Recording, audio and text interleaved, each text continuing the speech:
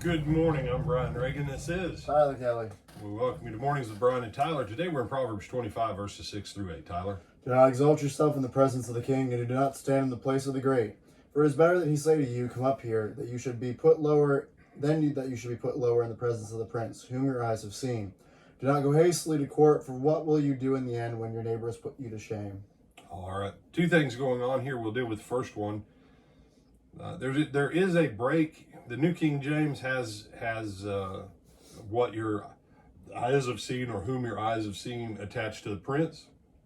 The New Revised says, what your eyes have seen, do not hastily bring into court. So we'll look at that. This first one, though, higher, lower. Years ago, only some people who were watching this would remember this, but Harry Truman, when he was running for president, because his first time as president, he assumed because Franklin Roosevelt died in office. So when he was running for president against Dewey, he was on a nationwide train tour. That was how they did that, because they didn't have Air Force One and all that. So they just got on a train and rode all around the country. And he stopped at a base in Arizona where a bunch of soldiers had come back. And Truman was from southwestern Missouri. He was just a good old country boy, honestly. Most people don't really understand that about him. He's just a good country boy. And one of my grandmother's uncles was there getting treated. And Truman's doing his thing, waving at everybody. And he sees him out in the crowd. And he looks at him and goes, "Wiley Winton, is that you?" And he'd come out because they had known each other and been friends. And he hobbled out, gimped up from being shot up in the war and stuff, where he was still recovering. And he comes out, and Truman says, "Come on up." And so they go into the presidential car and chew the fat for like 15, 20 minutes. Even the general of the base was like, "Whatever we can do for you."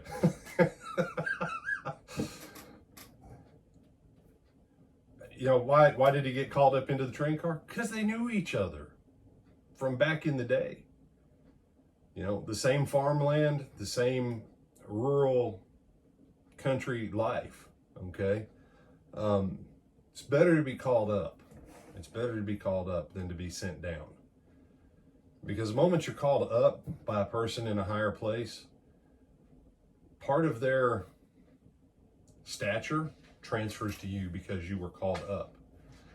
But if you're higher and someone higher comes along and sends you down, you lose all of it. You'll never get it back with the people who saw you sent down. So keep that in mind. Mind your place. I know everybody in America, it seems like most of America has this thing. Keep your place. Everyone's got a place. Keep your place. And don't overstep what's your authority. The second one, what your eyes have seen, do not hastily bring into court. This is a solemn warning. It's a valid warning. It goes back to what we looked at, I believe it was Friday, about, don't be picking fights and bringing cases and testifying against your neighbor with whom you share a property line. You need to be careful about this stuff. Why is America, frankly, in the toilet? Because everybody has to blab all kinds of stuff.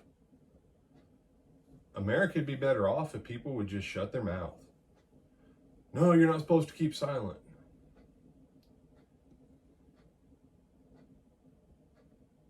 Other than lawyers being enriched and people winning court settlements, how is the society any better for people hastily bringing what they see into court? There's a right way and a wrong way, and basically everything done in America right now is done the wrong way. So, some other thoughts? No, sir. All right. Give them our spiel.